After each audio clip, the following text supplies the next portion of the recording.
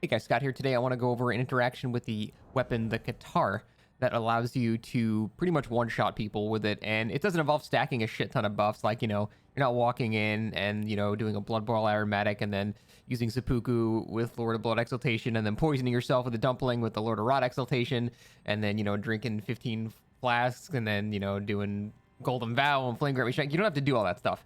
You pretty much just need one buff. I just use Exalted Flesh.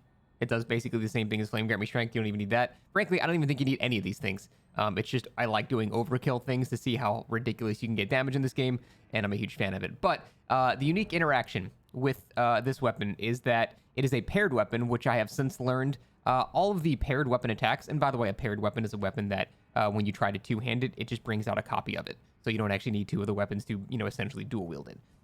So paired weapons on the attacks that are 2 hits as one. So the standing R1, the running R2, the jumping attack hits with both weapons. These things count as a single attack.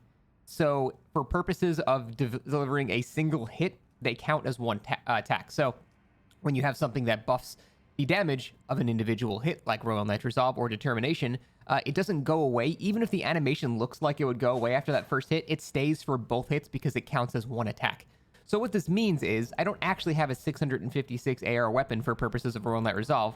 I essentially have a 1300 AR weapon for purposes of Royal Knight Resolve.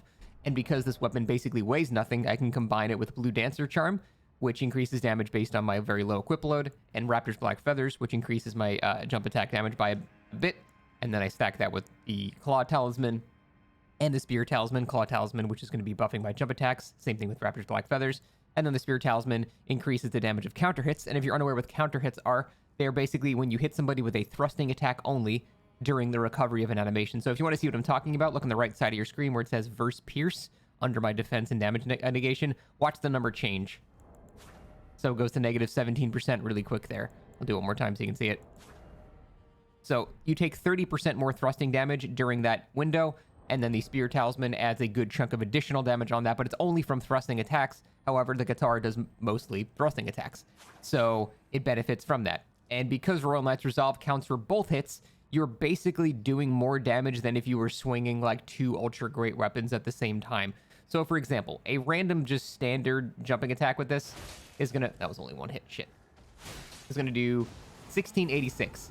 Now, if we go to try to stack Royal Knight's Resolve with that, well, you would think it's going to do, the 80% on the first hit, but then the second attack is not going to benefit from it.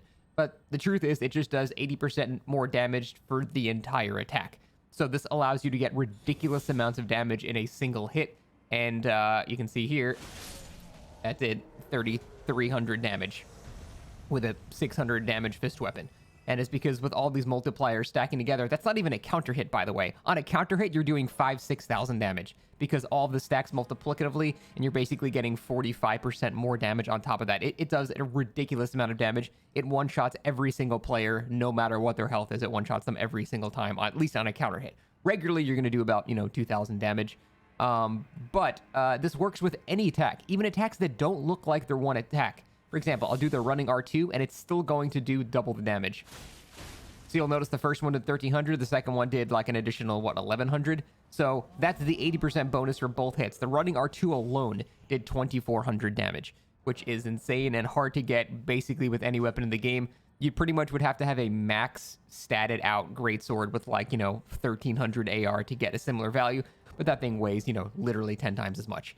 So there's a very, unique interaction here with twin weapons and Royal Knight's Resolve that I've heard rumors of, but I'm glad I can confirm that it is true that they count as a single attack. So even if you do like, these things, anything that attacks more than once is going to count as a single hit, and Royal Knight's Resolve stacks beautifully with that stuff. So that's pretty much it. I just wanted to go over that very unique interaction.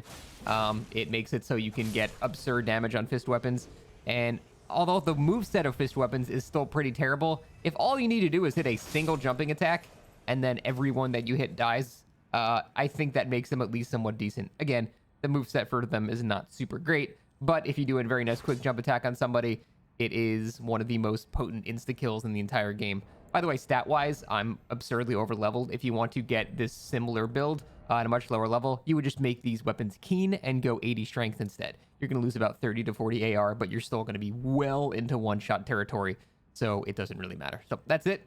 Thanks for watching. See you next time.